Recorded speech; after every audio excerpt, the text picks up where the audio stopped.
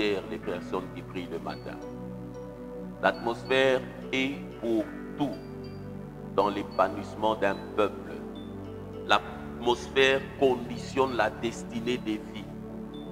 La Bible déclare dans la parabole des livrées et du blé, il y avait un homme qui avait planté, et puis pendant qu'il dormait, un autre est venu s'aimer livrer. Et c'est comme ça, quand les gens doivent se réveiller pour prier, ils sentent une certaine lourdeur, parce que dans l'atmosphère, il est planté des choses qui doivent paralyser.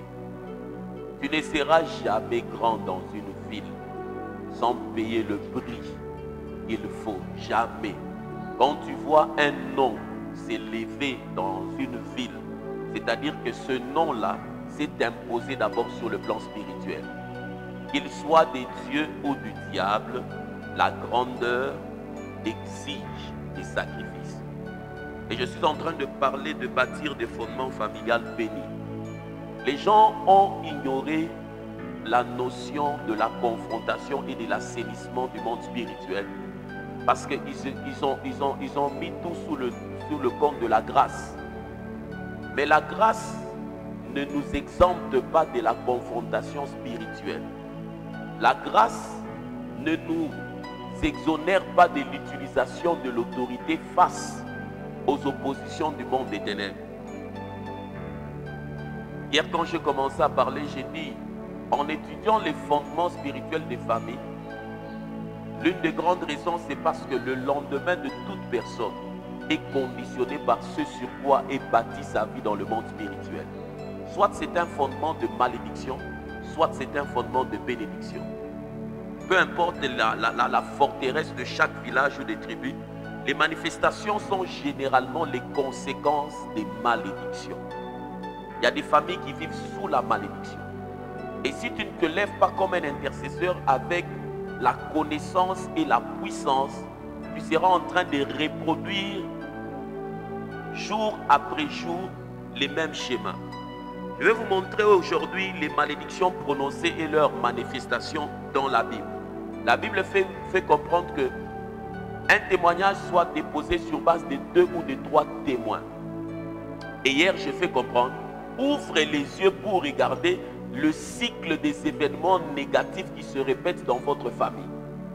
Quand le cycle des événements négatifs se répète, ne pense pas que toi, tu seras épargné sans que tu puisses t'y opposer. Le diable n'est jamais, ne déménage jamais d'un lieu parce que les gens le souhaitent. Le diable ne déménage jamais d'un lieu parce que les gens pleurent. Le diable déménage d'un lieu parce que l'autorité l'impose d'y quitter. Je suis dans 1 Roi 10, le verset 10 à 14. Le principe des malédictions prononcées et leur manifestation. 1 Roi 10, 10 à 14. Elle donna au roi 120 talents d'or, une très grande quantité d'aromates et de pierres précieuses. Il ne vint plus autant d'aromates que la reine des Séba en donna au roi Salomon. Les navires de Hiram, qui apportèrent de l'or d'Ophir, amenèrent aussi d'Ophir une grande quantité de bois de sandal et de pierres précieuses. Le roi fit avec les bois des sandales de balustrade pour la maison de l'Éternel et pour la maison du roi, et des harpes et des luttes pour les chantres. Il ne vint plus de ce bois de sandal et on n'en a plus vu jusqu'à ce jour. Le roi Salomon donna à la reine de Séba tout ce qu'elle désira, ce qu'elle demanda, et lui fit en outre des présents dignes d'un roi tel que Salomon. Puis elle s'en retourna et alla dans son pays, elle et ses serviteurs. Le poids de l'or qui arrivait à Salomon chaque année était de 666 talents d'or. Va dans 1 Roi 15, le verset 28 à 29.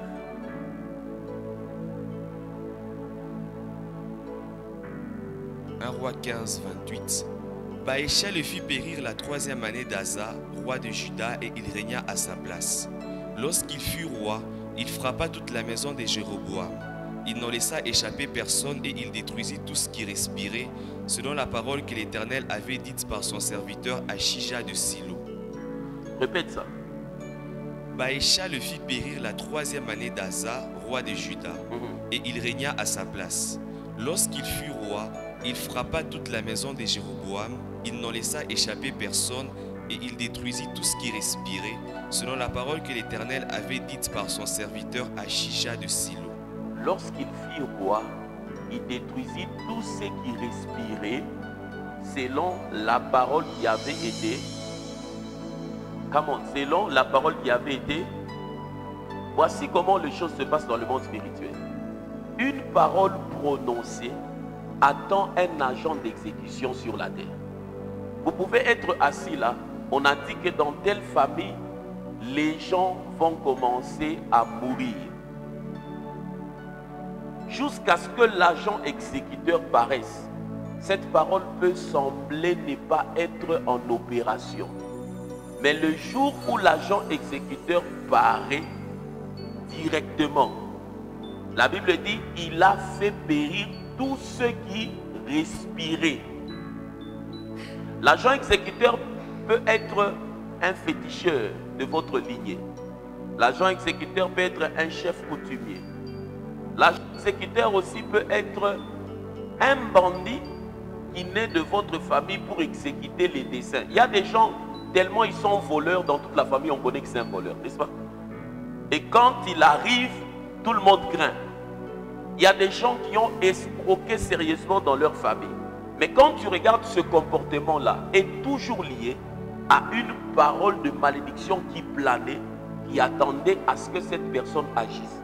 Mais maintenant, où se trouve la faiblesse des chrétiens? Les cycles de ces événements négatifs passent sous vos yeux sans que vous puissiez y interférer de manière intentionnelle avec l'autorité. Lis-moi par exemple 1 Roi 16, le verset 1 à 6. 1 Roi 16, 1 à 6. La parole de l'Éternel fut ainsi adressée à Jéhu, fils de Hanani, contre Baécha.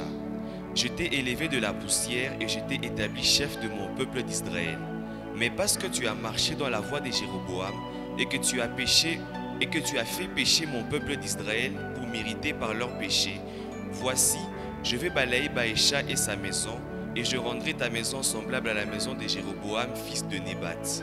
Celui de la maison de Baécha qui mourra dans la ville sera mangé par les chiens, et celui des siens qui mourra dans les champs. Paroles de malédiction.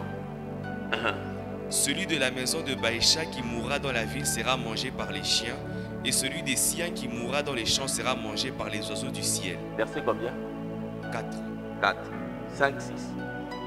Le reste des actions de Baécha, ce qu'il a fait et ses exploits, cela n'est-il pas écrit dans les livres des chroniques des rois d'Israël? Baécha se coucha avec ses pères et il fut enterré à Tirsta, et Éla, son fils, régna à sa place. Maintenant, toujours dans le même chapitre, à partir du verset 8. La 26e année d'Asa, roi de Juda, Éla, fils de Baécha, régna sur Israël à Tirsta. Il régna 2 ans. Son serviteur Zimri, chef de la moitié des chars, conspira contre lui. Tu entends maintenant? Un agent exécuteur qui attendait le moment où la malédiction a été prononcée pour maintenant agir. Éla était à Tirsta, buvant et s'enivrant dans la maison d'Arsta, chef de la maison du roi à Tirsta. Zimri entra, le frappa et le tua. La 27e année d'Asa, roi de Juda, et il régna à sa place. Lorsqu'il fut roi et qu'il fut assis sur son trône, il frappa toute la maison de Baécha. Il ne laissa échapper personne qui lui appartint, ni parents ni amis. Zimri détruisit toute la maison de Baécha selon la parole que l'Éternel avait dite contre Baécha par Jéhu le prophète, à cause de tous les péchés que Baécha et Éla son fils avaient commis et qu'ils avaient fait commettre à Israël, irritant par leurs idoles l'Éternel, le Dieu d'Israël. Le principe, malédiction prononcée, un agent exécuteur, accomplissement. Malédiction prononcée, un agent exécuteur, accomplissement. Lis-moi maintenant 1 Roi 21. Quand tu remarques que dans votre famille ces cycles des événements négatifs qui se répètent, ne reste pas passif. Tu dois te tenir en prière et utiliser l'autorité. Et la Bible, quand on dit il extermina toute la maison, c'est-à-dire que ce n'était pas spirituellement. Les gens sont morts. Les gens sont morts. Il y a des familles dans lesquelles tous les parents sont exterminés par la puissance de la sorcellerie. Et le Père lui-même, quand il te parle, il te dit que nous étions à 13, je suis resté moi-même. Tous mes frères sont déjà morts. Et quand ils meurent là, soit ce sont des veufs, soit ce sont des veufs ou bien des veuves qui restent. Ce cycle qui se perpètre là. Et quand vous voyez l'agent exécuteur, ça peut être juste un homme qui a été intronisé dans la sorcellerie. Et pendant ces temps, les chrétiens dorment normalement, ils sont sans effet, sans effet. Ce sont des slogans. 1 Roi 21.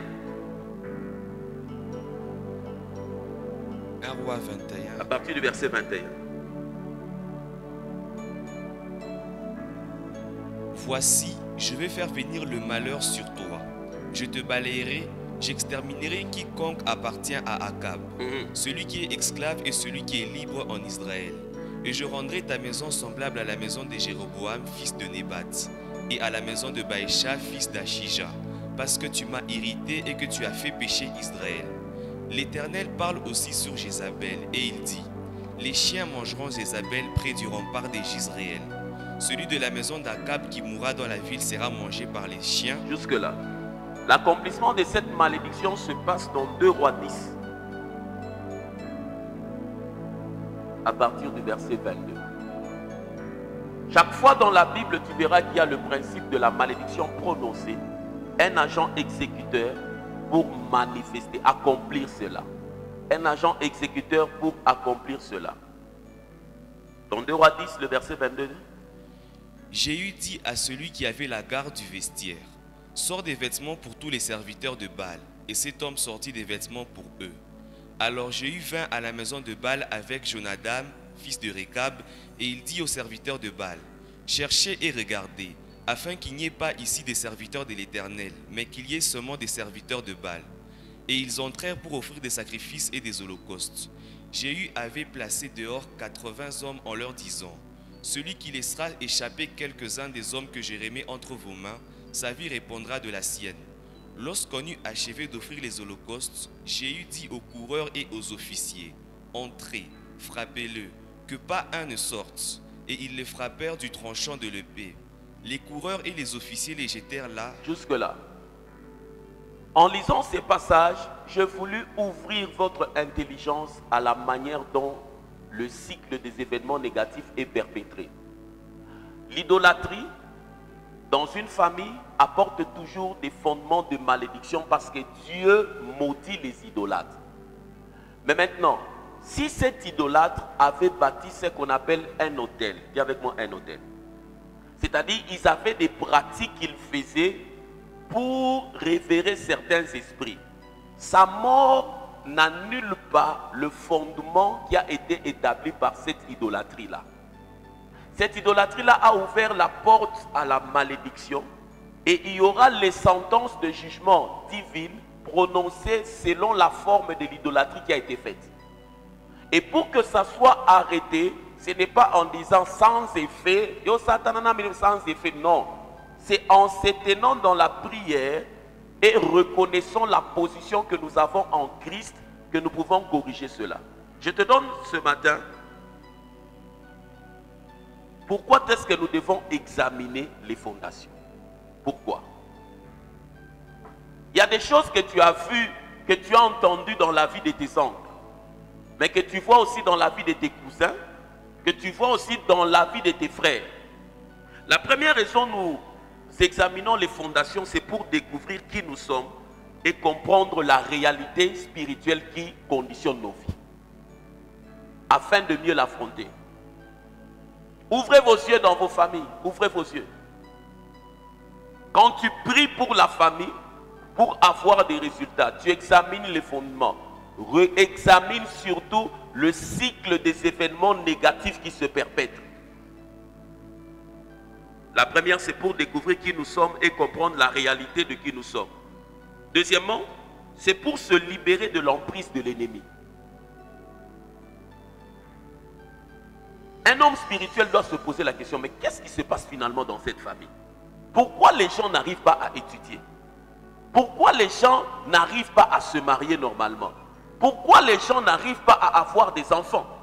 Pourquoi personne n'arrive à construire? Pourquoi les gens n'arrivent pas à percer financièrement?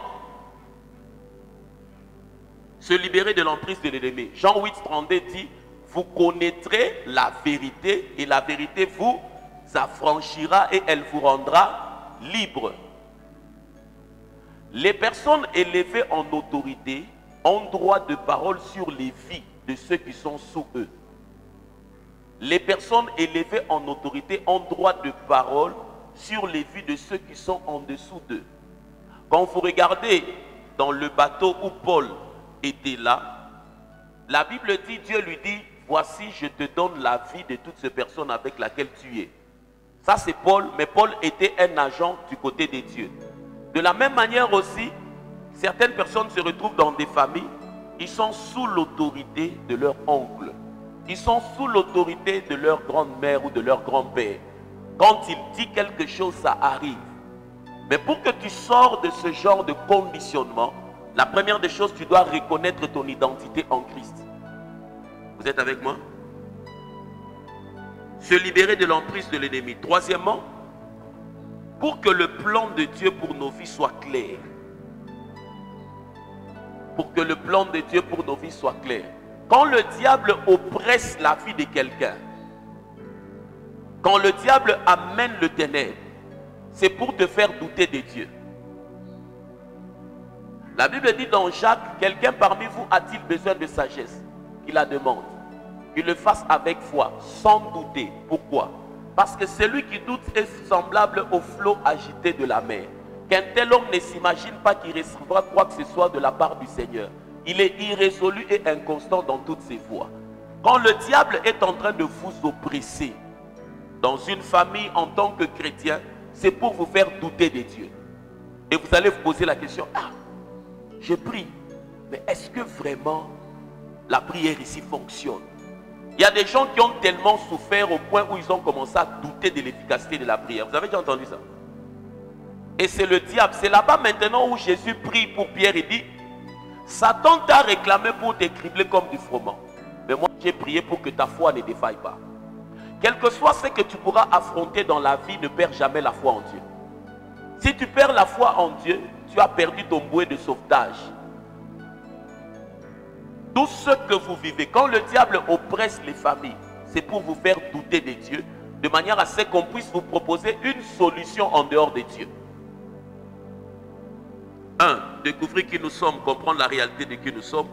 2. Se libérer de l'emprise de l'ennemi. 3. Pour que le plan de Dieu pour nos vies soit clair. 4. La quatrième des choses est très importante. C'est pour libérer et assurer la postérité des générations futures. C'est pour libérer et assurer que la postérité des générations futures seront bénies sans conséquence de malédiction. C'est pour se libérer et assurer la postérité des générations futures. Les assurer comment? Qu'elles seront bénies et qu'elles ne subiront pas les conséquences des malédictions. Psaume 78.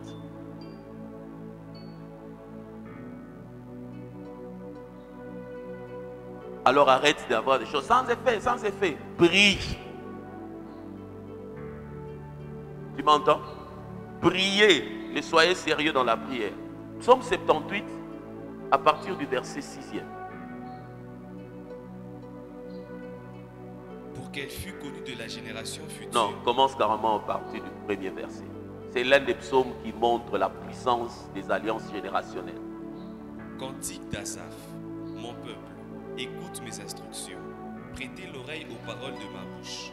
J'ouvre la bouche par des sentences. Je publie la sagesse des temps anciens.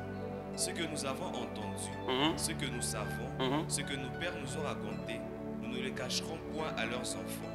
Nous dirons à la génération future les louanges de l'Éternel et sa puissance et les prodiges qu'il a opérés. Yes. Il a établi un témoignage en Jacob, il a mis une loi en Israël et il a ordonné à nos pères de l'enseigner à leurs enfants. Il a ordonné à nos pères de faire quoi? L'enseigner à nos enfants.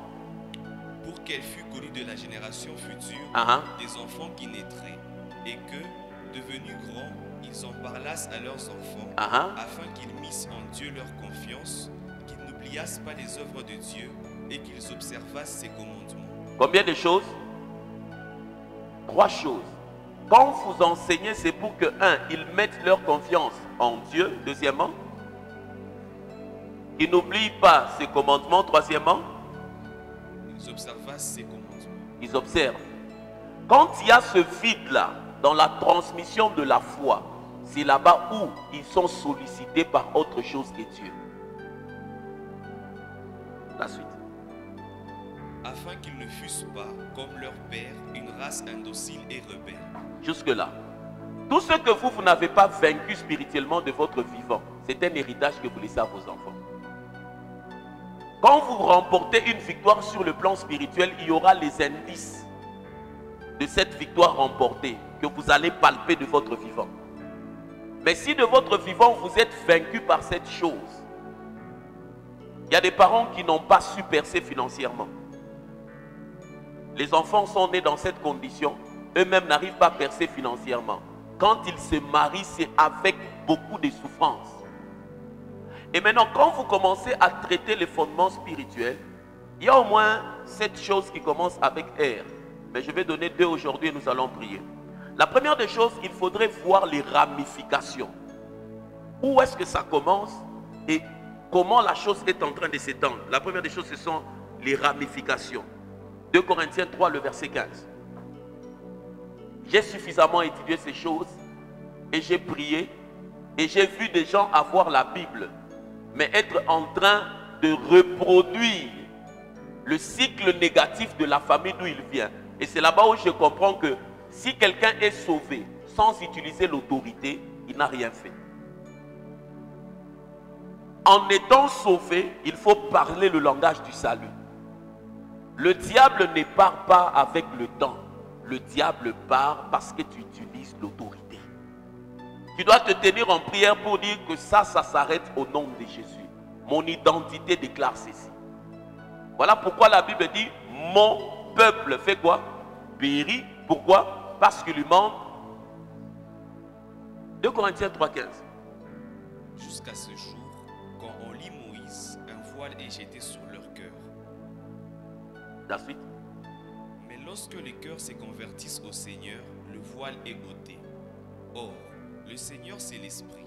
Et là où est l'Esprit du Seigneur, là est la liberté. Ça c'est un grand passage que tu dois avoir dans ta bouche. Relis ça d'abord. Jusqu'à ce jour, quand on lit Moïse, un voile est jeté sur leur cœur. Mais lorsque les cœurs se convertissent au Seigneur, le voile est ôté. Or, le Seigneur c'est l'Esprit. Et là où est l'Esprit du Seigneur, là est la liberté. On parle du voile. Le voile là, c'est la puissance de l'aveuglement qui a pour racine l'incrédulité maintenue par le diable, qui peut faire à ce que des gens soient assis dans une famille. Les choses ne sont pas normales, mais ils ne savent pas lire les ramifications. Appuie ça avec 2 Corinthiens 4,4.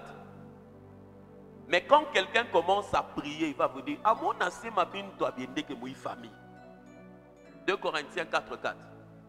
Pour les incrédules dont le Dieu de ce siècle a aveuglé l'intelligence, afin qu'ils ne vissent pas briller la splendeur de l'évangile de la gloire de Christ, qui est l'image de Dieu.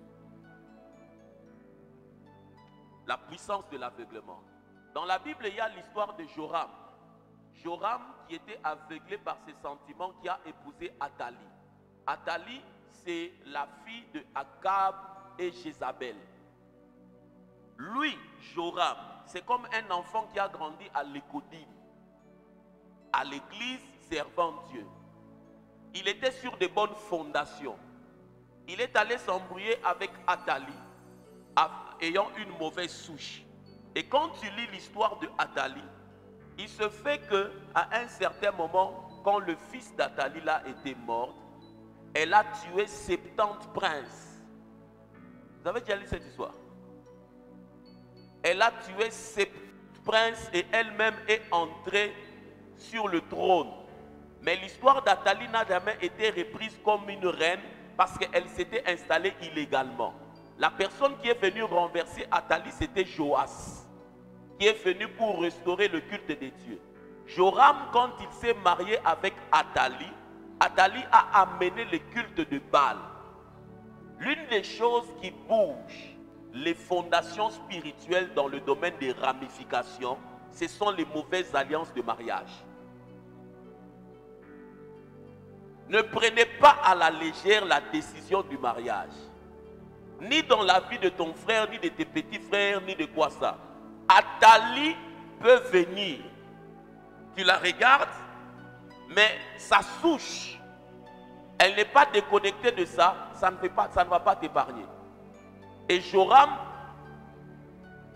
se retrouvait étant influencé, et il y a eu après 70 personnes qui ont perdu leur vie. Vous êtes avec moi?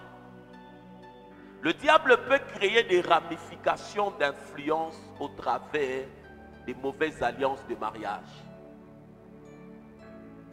La puissance de l'aveuglement. L'une des choses pour laquelle il faut s'asseoir en prière, illumine les yeux de mon cœur. Fonctionnez dans le discernement. Au-delà de ce que vous voyez physiquement, il y a une réalité spirituelle. Vous êtes avec moi? Les ramifications. D'où vient cette chose? Comment ça se manifeste? Mais tu ne vas pas voir ça physiquement. La Bible dit le Dieu de... Relisez 2 Corinthiens 4:4. La puissance de l'aveuglement. La puissance de l'aveuglement. Et c'est l'une des choses pour laquelle il faut prier pour tes frères, prier pour votre famille. Réunis 2 Corinthiens 4:4 dans Parole de vie. 2 Corinthiens 4:4, Parole de vie. Et qui ne croient pas, le Dieu mauvais de ce monde a rendu leur intelligence aveugle. Alors ils ne voient pas briller la lumière qui est dans la bonne nouvelle. C'est la lumière de la gloire du Christ, lui qui est l'image de Dieu. Ils ne voient pas. Il y a des sectes dans lesquelles quand tu regardes comment ils vivent, les choses qu'ils font, toi-même dans le normal comme ça, tu te dis quelqu'un de normal ne peut pas faire ça. Mais lui n'arrive pas à voir ça parce qu'il y a la puissance de l'aveuglement. Les ramifications. Bien-aimés dans le Seigneur, si vous voulez être une bénédiction pour vos familles, bâtir des fondements, regardez les ramifications. Ça a commencé où? C'est venu où? Et puis sonder les alliances de mariage. Il y a de nos oncles qui ont eu des problèmes parce qu'ils étaient partis épouser seulement une femme. Quand tu entends, on parle de lui dans la famille, on dit il était bien jusqu'à présent. Tu nous as ici, à quoi tout bien? Je suis comment tu nous as galamoukassé non? Et puis tu vois quand on commence à parler de quelqu'un qui a causé de tort à la famille.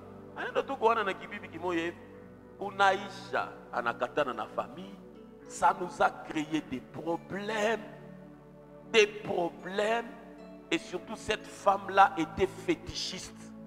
Mais on ne savait pas qu'elle mettait des choses. Il y avait l'une de nos parentés. Il était pasteur. Il était fort. Mais il a épousé une femme là. Je ne sais pas sur base de quoi il avait fait ce choix. Un jour, on a découvert que cette femme mettait des choses dans son repas. On l'a surprise qu'elle mettait des choses.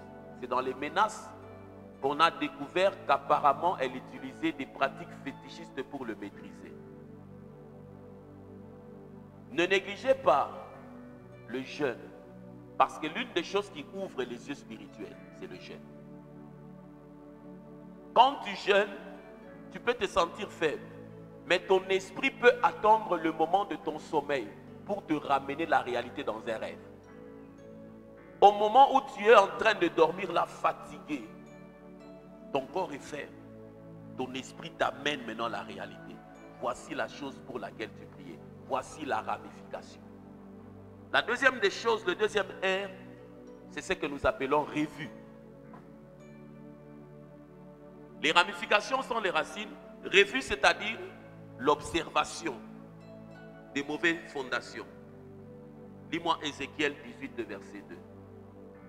C'est comme ça par moment quand je regarde certains jeunes hommes, je dis, par rapport aux réalités de votre famille, toi là, tu devais être un homme de prière.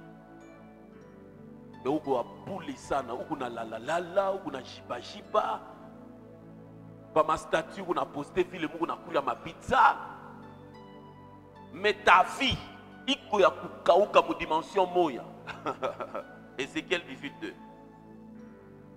Pourquoi dites-vous ce proverbe dans le pays d'Israël? Ça, c'est ce qu'on appelle les questions de revue. Les pères ont mangé des raisins verts et les dents des enfants en ont été agacées. Les pères ont mangé des raisins verts, les dents des enfants en ont été. Les gens étaient en train de réfléchir sur la réalité. C'est couplé avec Lamentation 5, le verset 7. Ils étaient en train de réfléchir sur comment est-ce que les enfants sont en train de vivre une vie pour laquelle eux n'ont pas fait des choses. Lamentation 5, 7. Nos pères ont péché, ils ne sont plus. Et c'est nous qui portons la peine de leurs iniquités. Nos pères ont péché, ils ne sont plus, et c'est nous qui portons la peine de leurs. Voici maintenant les deux remèdes que je te donne. Que tu dois commencer à confesser, à utiliser dans le jeûne la prière. Faire à ce que tes enfants enregistrent ces deux passages. Le premier passage, c'est Galates 5, le verset 1.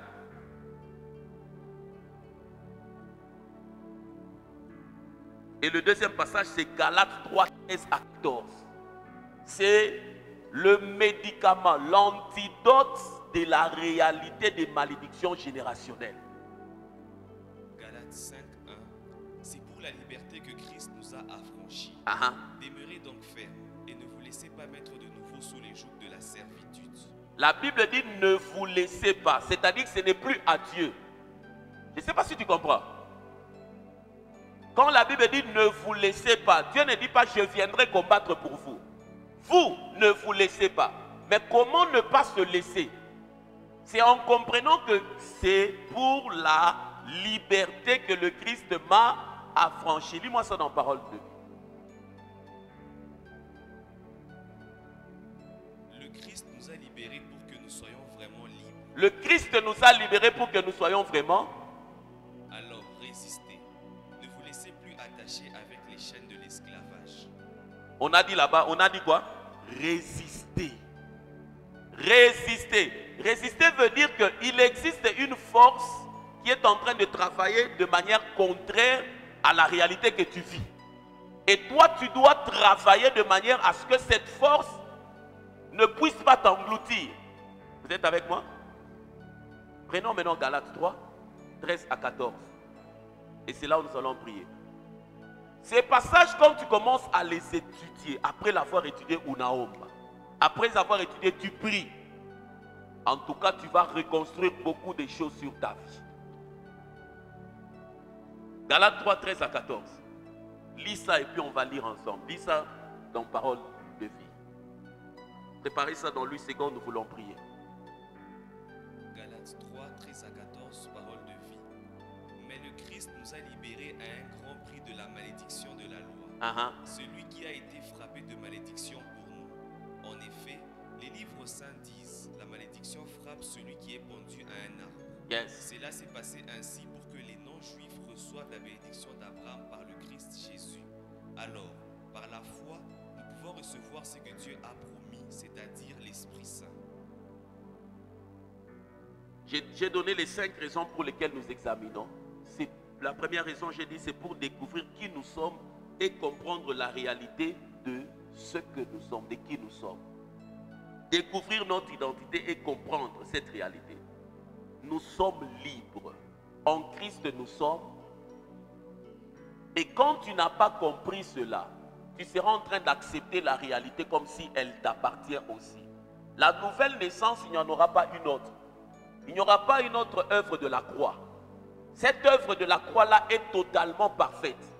Mais on n'y adhère pas par ignorance. On y adhère par connaissance. La puissance de l'aveuglement travaille de manière à vous faire croire que non, il y a autre chose à faire. Il n'y a pas autre chose à faire. C'est la seule chose qu'il fallait faire. Ouvre maintenant ta Bible dans Galates 5, le verset 1. Nous allons proclamer cela et nous allons prier ce matin. Ne peut apporter la délivrance dans une famille que celui qui est délivré. Parce que l'homme ne peut donner que ce qu'il a.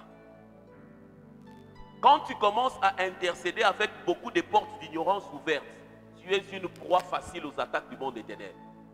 L'intercession se fait sur le terrain de la connaissance, de la puissance et de l'amour. Un intercesseur qui a des problèmes de pardon, ce qu'il est en train de dire là, ce sont des slogans. Parce que La haine t'identifie à la réalité de celui qui est en train de détruire. C'est le diable. Vous êtes avec moi? Lisons ensemble. Galates 3, le verset 13 à 14. Si tu es là, donne-moi un amen. 1, 2, 3. Étends-toi. Maudit est quiconque est pendu au bois.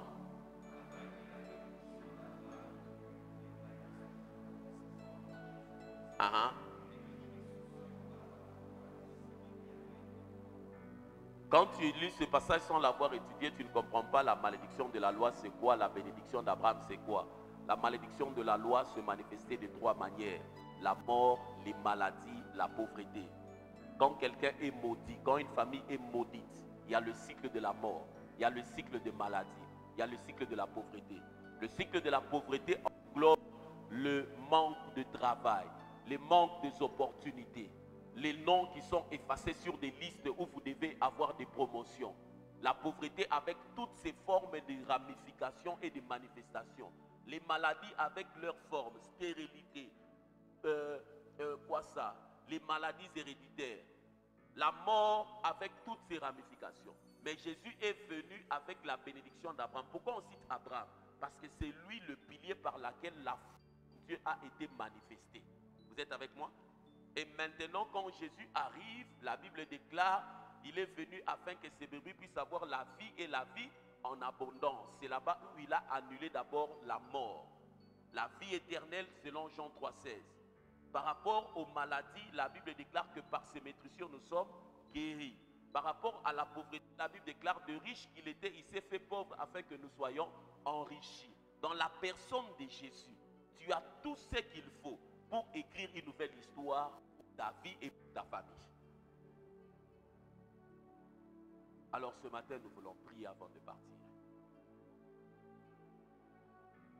Que ton esprit repose dans Galates. C'est pour la liberté que le Christ m'a affranchi. Si tu sens qu'il y a encore des choses qui te réclament encore toi-même, prie d'abord pour toi. Et quand tu sentiras que tu as fait une percée, entre dans la famille. Vous êtes avec moi? Commence la prière. Quand tu sens que tu dois prendre autorité, tu te tiens en prière, tu dis au nom de Jésus, je prends autorité sur telle réalité. Je refuse ce cycle. Je refuse ce cycle. Quand vous priez pour un cycle négatif dans la famille, il faut prier jusqu'à ce que vous voyez que ce cycle est corrigé. Et le jour où vous voyez que ce cycle est corrigé, faites une offrande d'action de grâce parce que vous avez conquis quelque chose. Si par exemple les gens ne se mariaient jamais, vous avez vu une cousine qui vient de se marier normalement, c'est-à-dire que le cycle est en train d'être corrigé. Oh yes.